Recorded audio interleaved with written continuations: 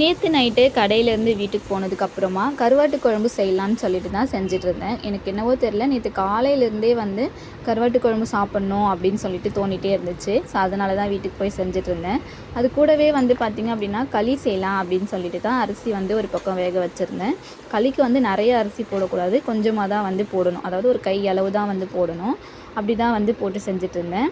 குழம்புக்கு பார்த்திங்க அப்படின்னா கத்திரிக்காய், உருளைக்கிழங்கு இந்த 2 காய் மட்டும்தான் போட்டு நான் வந்து இன்றைக்கி செஞ்சுருந்தேன். எனக்கு வந்து கருவாட்டு குழம்புனாலே அது கூட களி சாப்பிட ரொம்ப பிடிக்கும். அந்த கருவாட்டு குழம்பு, மீன் குழம்பு இது எல்லாத்துக்குமே களி வந்து அவ்வளோ வந்து கரெக்டாக இருக்கும், சூப்பராக இருக்கும். நீங்கள் வந்து களி கூட எந்த மாதிரி குழம்பு வந்து சேர்த்து சாப்பிடுவீங்க அப்படின்னு சொல்லுங்கள். ஃபஸ்ட்டு களி சாப்பிடுவீங்களா அப்படின்னு சொல்லுங்கள். ஏன்னா நிறைய பேருக்கு வந்து கருவாட்டு குழம்புனாலே பிடிக்க மாட்டேங்குது. உங்களுக்கு வந்து எது பிடிக்கும் அப்படின்னு சொல்லிட்டு சொல்லுங்கள்.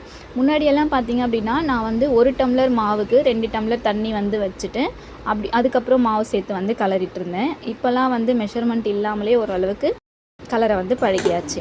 இப்போ நம்ம அரிசி போட்டதுனால நம்மளுக்கு கலர்றதுக்கு ரொம்பவே ஈஸியாக இருக்கும். களி வந்து சூடாக இருக்கும் போதே சாப்பிட்டா தான் ரொம்பவே டேஸ்ட்டாக இருக்கும். இந்த மாதிரி வந்து செஞ்சுட்டு இதை வந்து அழகாக அப்படியே வந்து உருண்டை பண்ணி நம்ம வந்து வச்சுக்கலாம். ஓகேங்களா?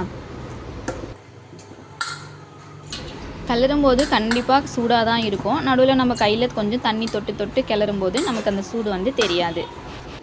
மெயினாக நம்ம குழம்போட கருவாடு இருக்கார் இல்லையா, அவர் அப்படியே கழுவி நல்லா வந்து சுடு தண்ணி வச்சு கழுவிட்டு அதுக்கப்புறம் 2 வாட்டி பச்சை தண்ணியில் கழுவிட்டு அப்படியே வந்து சேர்த்துக்கலாம். நான் வந்து பார்த்திங்க அப்படின்னா இன்றைக்கி வாழைக்கருவாடு தான் வந்து சேர்த்துருந்தேன். கம்மியாக தான் சேர்த்துருந்தேன், ஆனாலும் குழம்பு ரொம்ப டேஸ்ட்டாகவே வந்து வந்துருந்துச்சு.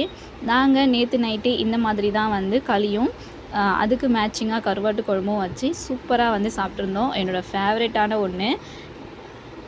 உங்களுக்கு இந்த வீடியோ பிடிச்சிருந்துச்சுன்னா லைக் பண்ணிக்கோங்க. மறக்காமல் நம்மளோட சேனலை சப்ஸ்கிரைப் பண்ணிக்கோங்க. Thank you friends.